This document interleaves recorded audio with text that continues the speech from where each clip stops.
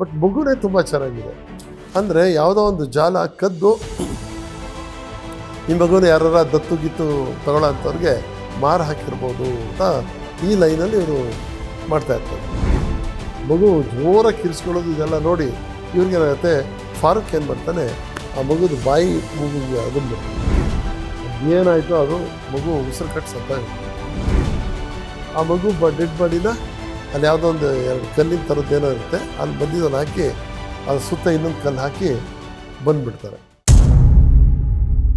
Police files ಅಲ್ಲಿ ಬೇಕಾದಷ್ಟು ಕೇಸ್ಗಳಿರುತ್ತೆ, ನಾನಾ ಥರ ಕೇಸ್ಗಳಿರುತ್ತೆ. ಅದರಲ್ಲಿ ಸ್ವಲ್ಪ ಮೈ ಝಲ್ ಅನ್ಸೋವಂಥದ್ದು ಅಂದರೆ ಕ್ರೈಮ್ಗೆ ಸಂಬಂಧಪಟ್ಟಿದ್ದು, ಅದರಲ್ಲೂ ಕೊಲೆಗೆ ಸಂಬಂಧಪಟ್ಟಿದ್ದು. ಒಂದೊಂದು ಕೇಸ್ಗಳ ಹಿಂದೆ ಬೇಕಾದಷ್ಟು ರಿಸರ್ಚ್ ಮಾಡ್ತಾರೆ ಪೊಲೀಸ್ ಅಧಿಕಾರಿ.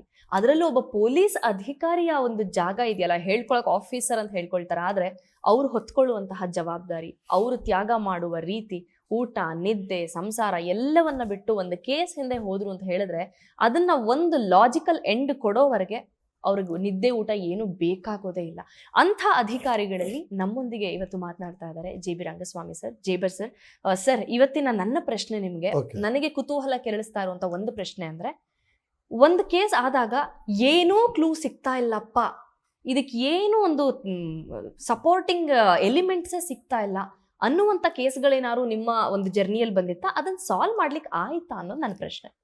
ಮೇಡಮ್, ತುಂಬ ಕೇಸ್ಗಳ ಥರದ್ದು ಬಂದಿದೆ, 1-2 ಅಲ್ಲ, 16 ಕೇಸ್ಗಳು ನಾನೇ ವೈಯಕ್ತಿಕವಾಗಿ ಸಾಲ್ವ್ ಮಾಡಿರೋಂಥದ್ದಿದೆ, ನಮ್ಮ ಗೆಳೆಯರು ಮಾಡಿರೋಂಥದ್ದಿದೆ.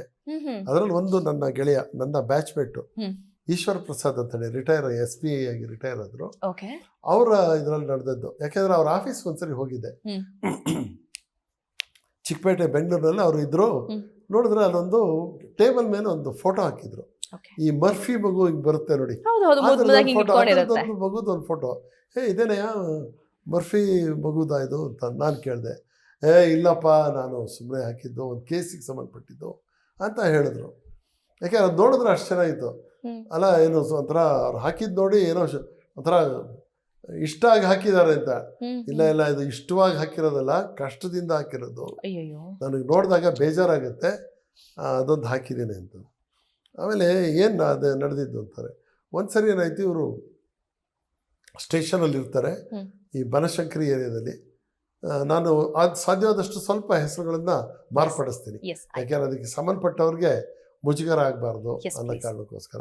ಬಟ್ ಒಂದಂತೂ ನಿಜ, ಒಂದು ಮುಸ್ಲಿಂ ಫ್ಯಾಮಿಲಿ, ಒಂದು ಮುಸ್ಲಿಂ ಮಗು ಇದಾಗುತ್ತೆ, ನಾಪತ್ತೆ ಆಗಿಬಿಡುತ್ತೆ. ಒಂದು ವಠಾರ ಇರುತ್ತೆ, ಅಲ್ಲೆಲ್ಲ ಮುಸ್ಲಿಮ್ಸೇ ಇರೋಂಥದ್ದು. ಅಲ್ಲಿರೋಂಥ ಒಂದು 6 ವರ್ಷದ ಒಂದು ಮಗು ರಿಜ್ವಾನ್ ಅಂತ ಹೇಳಿ, ಆ ಹುಡುಗ ಇದ್ಕಿದ್ದಾಗೆ ಕಣ್ಮರೆ ಆಗಿಬಿಡ್ತಾನೆ. ಆ ಹುಡುಗನ ತಂದೆ ತಾಯಿಗಳು ಅಂತಂದರೆ ಇಬ್ಬರು ಕೆಲಸ ಮಾಡ್ತಾ ಇರ್ತಾರೆ, ಯಾವುದೋ ಒಬ್ಬ ಟೆಲಿಫೋನ್ ಇದರಲ್ಲಿ ಚಿಕ್ಕ ಕೆಲಸ, ಇನ್ನೊಬ್ಬ ಅವರ ಅಪ್ಪ ಯಾವುದೋ ಖಾಸಗಿ ಇದರಲ್ಲಿ ಆತನ ಕೆಲಸ ಮಾಡ್ತಿರ್ತಾರೆ. ಗಂಡ ಹೆಂಡತಿ ಇಬ್ಬರು ಕೆಲಸ ಮಾಡ್ತಾರೆ. ಈ ಮಗು ಅವ್ರ ಕೆಲಸಕ್ಕೆ ಹೋದಾಗ ಅಲ್ಲೇ ಅವರ ಎದುರುಗಡೆ ಮನೆಯಲ್ಲಿ ಒಬ್ಬರು ಮುಸ್ಲಿಮ್ಸ್ ಇರ್ತಾರೆ, ಅವ್ರ ಮನೆಗೆ ಬಿಟ್ಟು ಹೋಗ್ತಾ ಇರ್ತಾರೆ. ಅಲ್ಲಿ ಅವ್ರಿಗೆ ತುಂಬ ಇಷ್ಟ ಮಗು, ಯಾಕಂದರೆ ವಯಸ್ಸಾದವರು, ಅವ್ರಿಗಿಬ್ಬರು ಮಕ್ಕಳು ಇರ್ತಾರೆ. ಈ ಮಗು ಬಂದುಬಿಟ್ರೆ ತಮ್ಮ ಮಗುಗಿಂತ ಹೆಚ್ಚು ಯಾವಾಗಲೂ ಅವ್ರ ಮನೇಲೇ ಇರುತ್ತದೋ, ಅವ್ರ ಮನೇಲೇ ತಿಂಡಿ ಊಟ ಈ ಥರ. ಅದು ಇದ್ಕಿದಾಗೆ ಕಾಣೆ ಆಗಿಬಿಟ್ಟಿದೆ ಸರ್, ನಮಗೆ ಸಿಗ್ತಾ ಇಲ್ಲ ಅಂತ. ಸರಿ ಹುಡುಕಿ ನೋಡಿ, ಏನಾದರೂ ಯಾರು ನೆಂಟರು ಮನೆ ಇದ್ರೆ, ಯಾರ ಮನೇನೂ ಇಲ್ಲ ಸರ್, ನಾವೆಲ್ಲ ಹುಡುಕಿದ್ದಾಯಿತು, ಎಲ್ಲರೂ ನಡ್ಕೊಂಡು ಹೋಗಿರ್ಬೋದು, ಯಾರು ಕಿಡ್ನ್ಯಾಪ್ ಮಾಡಿರಬೇಕು ಅಂತ. ಸೊ ಕಿಡ್ನ್ಯಾಪ್ ಥಿಯರಿನೇ ಅಲ್ಲಿ ಇರಬೇಕಾದ್ದು. ಇವರು ಲೋಯರ್ ಮಿಡ್ಲ್ ಕ್ಲಾಸ್ ಪೀಪಲ್, ಗಂಡ ಹೆಂಡತಿ ಇಬ್ಬರು ಕೆಲಸಕ್ಕೆ ಹೋಗ್ತಾ ಇದ್ದಾರೆ, ಚಿಕ್ಕ ಕೆಲಸದಲ್ಲಿದ್ದಾರೆ, ಅವ್ರಿಗೆ ಯಾವುದೇ ಆಧಾರ ಇಲ್ಲ, ಒಂದು ಸಣ್ಣ ವಠಾರದಲ್ಲಿ ಚಿಕ್ಕ ಮನೆಯಲ್ಲಿ ವಾಸ ಇದ್ದಾರೆ. ಆಮೇಲೆ ಇಲ್ಲಿರ್ಬೋದು ಅಲ್ಲಿರ್ಬೋದು ಅಂದಾಗ ಒಂದು 3rd ಡೇ ಒಂದು ಇದು ಸಿಗುತ್ತೆ ಮನೆಗೆ, ಒಂದು ಚಡ್ಡಿ ಮತ್ತು ಒಂದು ಕಾಗದ ಕಲ್ಲಲ್ಲಿ ಕಟ್ಬಿಟ್ಟು ಎಸ್ತೋಗಿರ್ತಾರೆ. ಅರೆ ಇದ್ಯಾವುದಿದು ಅಂತ ಹೇಳಿ ತೆಗೆದು ನೋಡ್ತಾರೆ. ಅಷ್ಟೊತ್ತಿಗೆ ಏನಾಗುತ್ತೆ, ಈ ಯಾವ್ರ ಮನೆಗೆ ಈ ಹುಡುಗ ಹೋಗ್ತಾ ಇರ್ತದೆ ಆಟ ಆಡ್ಕೊಳ್ಳೋದಕ್ಕೆ, ಅವ್ರ ಮನೇಲಿ ಇಬ್ಬರು ಮಕ್ಕಳು, ಒಬ್ಬ ಫಾರೂಕ್ ಅಂತ, ಒಬ್ಬ ಶಫಿ ಅಂತ. ಫಾರೂಕ್ ಅನ್ನೋರು ಒಂದು 16-17 ವರ್ಷದ ಹುಡುಗ, ತಮ್ಮ ಅವನು 14 ವರ್ಷ, ಅವನು ಹೈಸ್ಕೂಲ್ಗೆ ಹೋಗ್ತಾ ಇರ್ತಾನೆ. ಅವರಿಬ್ಬರಿಗೂ ಈ ಮಗು ಅಂದರೆ ಅಷ್ಟೊಂದು ಇಷ್ಟ, ಅವರೇ ಫೋಟೋ ಗಿಟೋ ತೆಗೆಯೋದು ಇದೆಲ್ಲ ಮಾಡೋದೆಲ್ಲ ಮಾಡ್ತಿರ್ತಾರೆ, ಚಿಕ್ಕ ಹುಡುಗರು.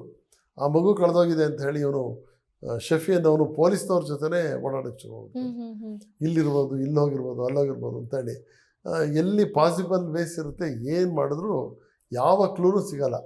ಆ್ಯಕ್ಚುಲಿ ಆ ಮಗು ಹೋಗಿದ 4ನೇ ದಿನಕ್ಕೆ ಆ ಮಗುದೇ ಚಡ್ಡಿ ಮತ್ತು ಒಂದು ಕಾಗದದಲ್ಲಿ ಒಂದು ಚೀಟಿ ಇರುತ್ತೆ.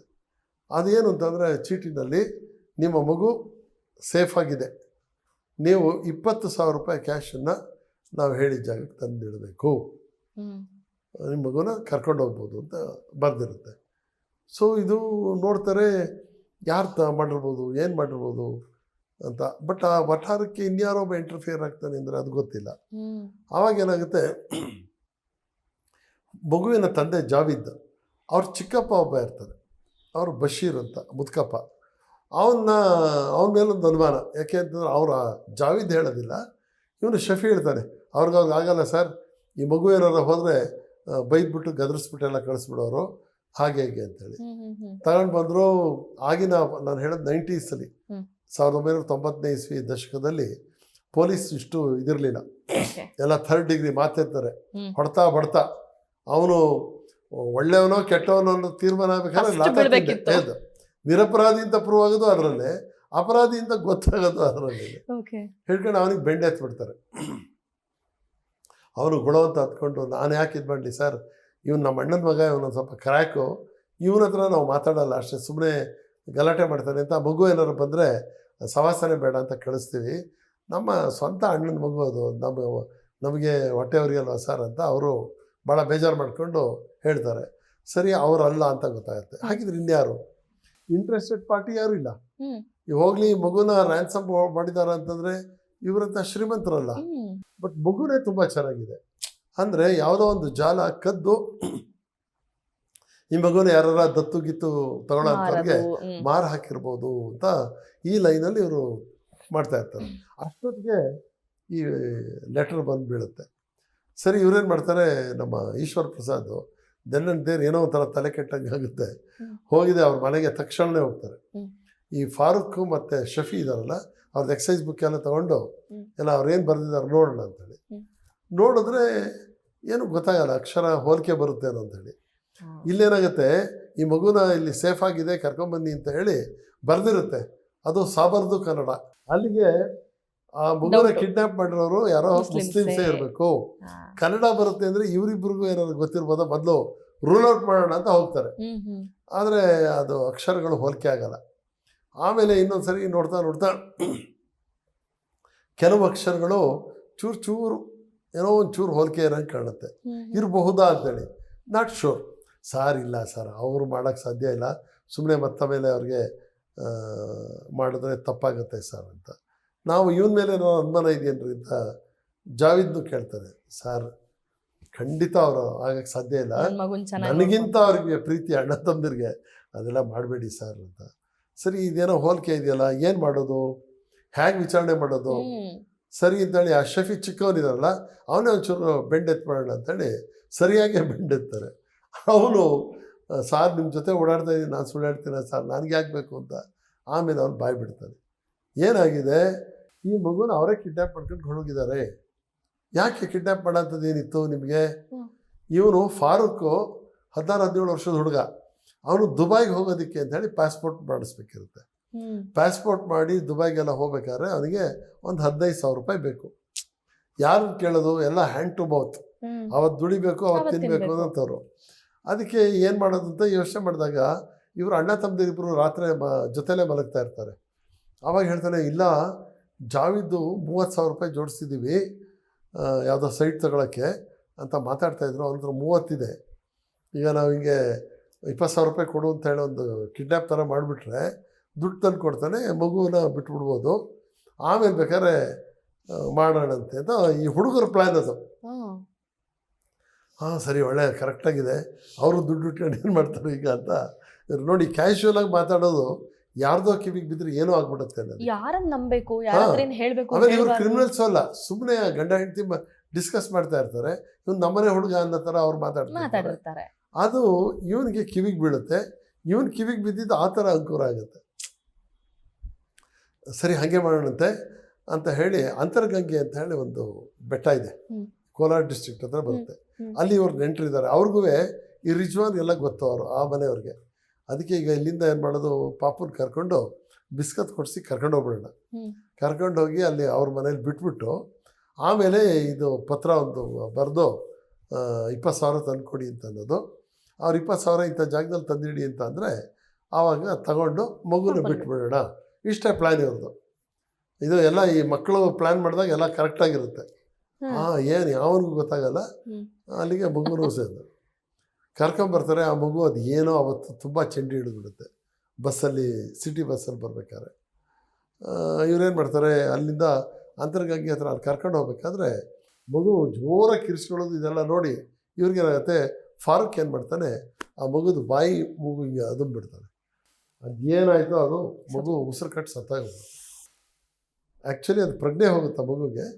ಆಮೇಲೆ ಇವ್ರು ಏನೋ ಮಾಡಿದಾಗ ನೋಡಿದ್ರೆ ಸತ್ತೇ ಹೋಗ್ಬಿಟ್ಟಿದೆ. ಇವ್ರಿಗೆ ಗಾಬರಿ ಆಗೋಗುತ್ತೆ. ನೆಂಟರ ಮನೆಗೆ ಹೋಗಿ ಬಿಡಬೇಕು ಅನ್ನೋದು ಹೋಯ್ತು. ಅದು ಪ್ಲ್ಯಾನು ತಗೊಂಡು ಹೋಗಿ ಅಲ್ಲಿ ಅಂತರ್ಗಂಗೆ ಬೆಟ್ಟ ಇದೆಯಲ್ಲ, ಅಲ್ಲಿ ತಗೊಂಡೋಗಿ ಅಲ್ಲಿ ಯಾವುದೋ ಒಂದು ಕಲ್ಲಿಂದು ಇದಿರುತ್ತೆ, ಅಲ್ಲಿ ಒಳಗಡೆ ಮಗುನ ಇಟ್ಬಿಟ್ಟು ಅಷ್ಟೊತ್ತಿಗೆ ಇವ್ರಿಗೆ ಕ್ರಿಮಿನಲ್ ಮೈಂಡ್ ಹೋಗೇ ಇಲ್ಲ. ಕರ್ಕೊಂಬಂದಿದ್ದಂತೂ ಆಗಿದೆ. ಆ ಚಡ್ಡಿ ತಗೊಂಡೋಗಿ ಕಳ್ಸೋದಂತ ಮಾಡಿದ್ರಲ್ಲ, ಚಡ್ಡಿನ ಬಿಚ್ಕೊಂಡ್ಬಿಡ್ತಾರೆ. ಆ ಮಗು ಡೆಡ್ ಬಾಡಿನ ಅಲ್ಲಿ ಯಾವುದೋ ಒಂದು 2 ಕಲ್ಲಿನ ಥರದ್ದೇನೋ ಇರುತ್ತೆ, ಅಲ್ಲಿ ಮಧ್ಯದಲ್ಲಿ ಹಾಕಿ ಅದು ಸುತ್ತ ಇನ್ನೊಂದು ಕಲ್ಲು ಹಾಕಿ ಬಂದುಬಿಡ್ತಾರೆ. ಬಂದಾದಮೇಲೆ ಪೊಲೀಸ್ನವ್ರಿಗೆ ಜೊತೆ ಬಂದು ಇವರೇ ಹುಡುಕೋರಿಗೆ ಡ್ರಾಮಾ ಮಾಡ್ತಾರೆ. ಸೊ ಇದಿಷ್ಟು ನಿಜ ಅಂತ ಗೊತ್ತಾಗುತ್ತೆ. ಇವರೇ ಈಶ್ವರ್ ಪ್ರಸಾದ್ ಮತ್ತೇನು ಮಾಡೋದು, ಎಲ್ಲಿ ಹಾಕಿರ್ಬೋದು. ಸರಿ, ಇವ್ರನ್ನೆಲ್ಲ ಕರ್ಕೊಂಡು ಸಿಬ್ಬಂದಿ ಕರ್ಕೊಂಡು ಅಲ್ಲಿಗೆ ಹೋದರೆ ಅಷ್ಟೊತ್ತಿಗಾಗಲೇ 4 ಡೇಸ್ ಮುಗಿದೋಗಿರುತ್ತೆ. ಆ ಏರಿಯಾದಲ್ಲಿ ಹಾಕಿದ್ದಾರೆ. ಆ ಬೆಟ್ಟದ ಜಾಗ ಎಲ್ಲಿ ಏನು ಅಂತ ಗೊತ್ತಾಗ್ತಾ ಇಲ್ಲ. ಇವರೇನು ಮಾಡಿದ್ರು, ಅಲ್ಲಿ ಜನ ಎಲ್ಲ ಕೇಳಿಬಿಟ್ಟು ಒಂಥರ ಎಂಥವ್ರಿಗೂ ಬೇಜಾರಾಗುತ್ತೆ ನೋಡಿ. ಜನ ಅಲ್ಲಿ ಇದ್ದವರೆಲ್ಲ, ಸುತ್ತಮುತ್ತ ಇದ್ದವರೆಲ್ಲ ಹೆಚ್ಚು ಕಡಿಮೆ 70-80 ಜನ ಸೇರ್ಕೊಂಡ್ಬಿಡ್ತಾರೆ. ಇವ್ರಿಗೆ ಹುಡುಗರಿಗೆ ಹೊಡೆದು ಬಾರಿಸೋದನ್ನು ತಪ್ಪಿಸೋದೇ ಆಗೋಗ್ಬಿಡುತ್ತೆ. ಬಂದಾದಮೇಲೆ ನೋಡಪ್ಪ ಇವಾಗ ನೋಡಿ ಇಲ್ಲೆಲ್ಲೋ ಬಿದ್ದಿರಬೇಕು, ಇವ್ರು ತೋರಿಸೋ ಜಾಗದಲ್ಲಿ ಸಿಗ್ತಾ ಇಲ್ಲ, ನಾವೇ ಸೇರಿ ಒಂದು ಸರಿ ಹುಡುಕ್ಬಿಡೋಣಂತೆ ಅಂತ.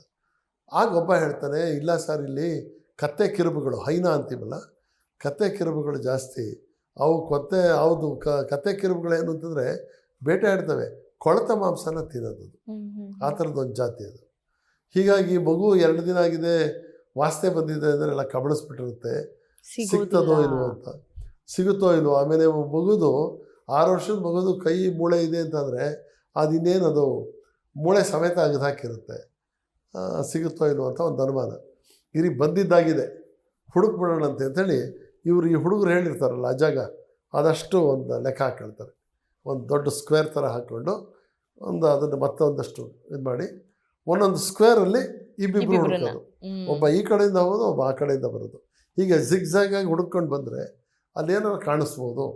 ನೀವು ಈ ಜಾಗ ಅಂತ ಒಬ್ಬೊಬ್ಬರಿಗೆ ಜಾಗನ ನೇಮಕ ಮಾಡಿ ಬಿಡ್ತಾರೆ.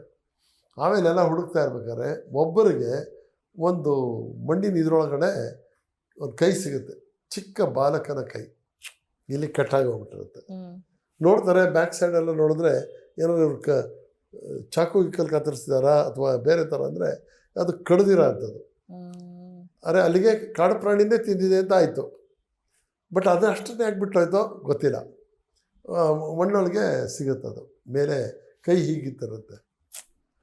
ತಗೊಂಡು ಅದನ್ನು ರಿಕವರಿ ಮಾಡ್ತಾರೆ. ಆಮೇಲೆ ಅದನ್ನೆಲ್ಲ ಅಂದರೆ ಹೈನ ತಿಂದುಬಿಟ್ಟಿದೆ, ಅಷ್ಟು ಮಾತ್ರ ಅದಷ್ಟೇನೋ ಬಿಟ್ಟಿದೆ. ಅದೇನೋ ಇನ್ಯಾವುದೋ ಪ್ರಾಣಿ ಬಂತೇನೋ ಓಡೋಗಿರ್ಬೋದು, ಅಷ್ಟು ಬಿಟ್ಟಿದೆ. ಅದು ಬಿಟ್ಟರೆ ಇನ್ನೇನು ಸಿಗೋದಿಲ್ಲ. ಆವಾಗ ಇವರೇನು ಮಾಡ್ತಾರೆ, ಕೊಳ್ತೋಗಿರೋದನ್ನು ತಿಂದಿದೆ ಇದ್ರದ್ದು ಅಂತ ಹೇಳಿ ಎಲ್ಲ ಮೆಡಿಕಲ್ ಇದನ್ನೆಲ್ಲ ಮಾಡಿಸ್ತಾರೆ. ಫಾರೆನ್ಸಿಕ್ ಸೈನ್ಸಲ್ಲಿ ಅದು ಮಗುದು ಅಂತೇನೋ ಆಯಿತು. ಬಟ್ ಇವರು ತಂದೆ ತಾಯಿಗಳದ ಇನ್ನೂ ಗೊತ್ತಿಲ್ಲ. ಅಷ್ಟೊತ್ತಿಗೆ ಅದೇ ತಾನೇ ಹೊಸದಾಗಿ DNA ಪರೀಕ್ಷೆಗಳದು ಪತ್ತೆ ಆಗಿರುತ್ತೆ, ಮಾಡ್ಬೋದು ಅಂತೇಳಿ. 90s, ಅರ್ಲಿ 90s, 91ನಲ್ಲಿ ರಾಜೀವ್ ಗಾಂಧಿಯವರು ಹತ್ಯೆ ಆಗ್ತಾರೆ. ಆವಾಗ DNA ಪರೀಕ್ಷೆನ ಅವರು ಅದೊಂದು ಮಾಡಿರ್ತಾರೆ, ಮೊದಲನೇ ಕೇಸದು. ಅದು ಬಿಟ್ಟರೆ ರಾಜೀವ್ ಗಾಂಧಿಯವರ ಮರ್ಡರ್ ಕೇಸಲ್ಲಿ ಪತ್ತೆ ಆಗೋಕ್ಕಿಂತ ಮೊದಲು ಬೀನಾ ಮರ್ಡರ್ ಕೇಸ್ ಅಂತ ಆಗುತ್ತೆ. ಅದು ಭಾಳ ಸೆನ್ಸೇಷನ್ ಮರ್ಡರ್ ಕೇಸ್ ಅದು. ಅದರದ್ದು DNA ಪರೀಕ್ಷೆನ ಹೈದರಾಬಾದಲ್ಲಿ ಮಾಡಿದಾಗ ಸಕ್ಸಸ್ ಆಗಿರುತ್ತೆ. ಸರಿ, ಇವರೇನು ಮಾಡ್ತಾರೆ, ಅದು DNA ಮಾಡಿಸ್ಬೇಡ, ಅಲ್ಲಿಗೆ ಆ ಮಗುದೇ ರಿಜ್ವಾನ್ದೇನ ಅದು ಪತ್ತೆ ಆಗಿಬಿಡ್ಲಿ ಅಂತ. ಆಗ ಹುಡುಗನ ತಂದೆ ತಾಯಿ ಇಬ್ಬರು ಒಪ್ಪೋದೇ ಇಲ್ಲ. ಮಗುನೇ ಕಳ್ಕೊಂಡಿದ್ದೀವಿ ಸರ್, ಯಾರಾದ್ರೂ ಏನು ಏನಕ್ಕೆ ಬೇಕು? ಬೇಡ. ಆಮೇಲೆ ಅವ್ರಿಗೆ ಇವ್ರು ಕದ್ದಿದ್ದಾರೆ ಅನ್ನೋದೇ ದೊಡ್ಡ ಶಾಕ್ ಅವ್ರಿಗೆ. ಅಲ್ಲ, ಕದ್ದಿದ್ದಾರೆ ಅಂತೀನಿ, ಇವ್ರು ಕೊಲೆ ಮಾಡಿರ್ಬೋದು, ಕಿಡ್ನಾಪ್ ಮಾಡಿರ್ಬೋದು ಅನ್ನೋದೇ ದೊಡ್ಡ ಶಾಕು. ಬೇಡವೇ ಬೇಡ ಅಂತ ಹೇಳಿ ಅವರು ರಿಜೆಕ್ಟ್ ಮಾಡಿಬಿಡ್ತಾರೆ. ಆಮೇಲೆ ಮತ್ತೆ ಅವ್ರಿಗೆಲ್ಲ ಕನ್ವಿನ್ಸ್ ಮಾಡಿ ಅವ್ರದ್ದು ಇದೆಲ್ಲ ಮೂಳೆದು ಸ್ಯಾಂಪಲ್ಸ್ ಇದೆಲ್ಲ ತಗೊಂಡು ಆಮೇಲೆ ಇದನ್ನು ಕಳಿಸ್ಕೊಡ್ತಾರೆ. ನೋಡಿದ್ರೆ ಮ್ಯಾಚ್ ಆಗುತ್ತೆ. ಸೊ ಸೈಂಟಿಫಿಕ್ ಆಗಿ ಎವಿಡೆನ್ಸ್ ಮ್ಯಾಚ್ ಆಯಿತು. ದೆನ್ ಆಮೇಲೆ ಕೋರ್ಟಲ್ಲಿ ಚಾರ್ಜ್ ಶೀಟ್ ಹಾಕಿದಾಗ ಕೋರ್ಟ್ ಅವರಿಬ್ಬರಿಗೂ 10 ವರ್ಷದ ಶಿಕ್ಷೆ ಕೊಡುತ್ತೆ. ಯಾಕೆಂದರೆ ಇನ್ನೂ ಅವರು ಚಿಕ್ಕ ವಯಸ್ಸು, ಮೊದಲನೇ ಬಾರಿಗೆ ಇಂಥದ್ದೊಂದು ಅಪರಾಧ ಮಾಡಿದ್ದಾರೆ. ಇವನು ಶಫಿ ಮತ್ತು ಫಾರೂಕ್ ಇಬ್ಬರೂ ಕಾನೂನಿನ ದೃಷ್ಟಿನಲ್ಲಿ ಅವರು ಮೈನರ್ ಹುಡುಗರೇ. ಅವ್ನಿಗೆ 16 ವರ್ಷನೂ ಆಗಿಲ್ಲ ಅಂತಿರ್ತಾರೆ, 16, 14. ಸೊ ಹಾಗಾಗಿ ಅದರ ಕೃತ್ಯ ಒಂದು ರೀತಿ ಅವರು ಪ್ಲ್ಯಾಂಡ್ ಆಗಿ, it's A brutal murder only. ಸುಮ್ಮನೆ ಅಚಾನಕ್ಕಾಗಿ ಅವರ ಹೊಡೆದ್ಬಿಟ್ರೆ ಸತ್ತಿದಾರಪ್ಪ, ಆಕಸ್ಮಿಕವಾಗಿ ಹೊಡೆದ್ಬಿಟ್ರು, ಏನೋ ರ್ಯಾಶ್ ಆ್ಯಂಡ್ ನೆಗ್ಲಿಜೆಂಟ್ ಇದ್ದಾಗಿ ಅವರೇನೋ ಒಂದು ದುಡುಕಿನಿಂದ ಆಗೋಗ್ಬಿಡ್ತಿದ್ದು ಮರ್ಡರ್ ಅನ್ನೋಂಥದ್ದಲ್ಲ. ಇದು ಪ್ಲ್ಯಾಂಡ್ ಮರ್ಡರ್, ಅದೊಂದರ ಗ್ರೂಸಮ್ ಮರ್ಡರೇ ಇದು ಅಂತೇಳಿ 10 ವರ್ಷ ಇಬ್ಬರಿಗೂ ಶಿಕ್ಷೆ ವಿಧಿಸುತ್ತೆ. ಬಟ್ ಆ ಮಗು ಹೊರಟೋಗ್ಬಿಡುತ್ತೆ. ನಮ್ಮ ಈಶ್ವರ್ ಪ್ರಸಾದ್ಗೆ ಆ ಮಗು ಸತ್ತೋಗಿದ್ದೇ ಒಂದು ದೊಡ್ಡ ಆಘಾತ. ಅಷ್ಟು ಚೆನ್ನಾಗಿದೆ ಮಗು, ಏನಾಗೋಗ್ಬಿಡ್ತಲ್ಲ ಅಂತೇಳಿ. ಹೋಗ್ಲಿ, ಇವ್ರೇನೋ ದೊಡ್ಡದಕ್ಕಾರ ಆಸೆ ಪಟ್ರು ಅಂದರೆ ಅದು 30,000ನೇ ಕೇಳ್ಬೋದಿತ್ತು ಅವರು. 30,000 ಬೇಡ, ನಮ್ಗೆ ಬೇಕಾಗಿರೋ ಅಷ್ಟೇ ಗೊತ್ತಾಗತ್ತದು. ಇವರ ಹುಡುಗಾಟಕ್ಕೆ, ಇವರ ಬುದ್ಧಿಮಾಂದ್ಯತೆಗೆ ಏನೇನೋ ಆಗೋಗ್ಬಿಡುತ್ತೆ.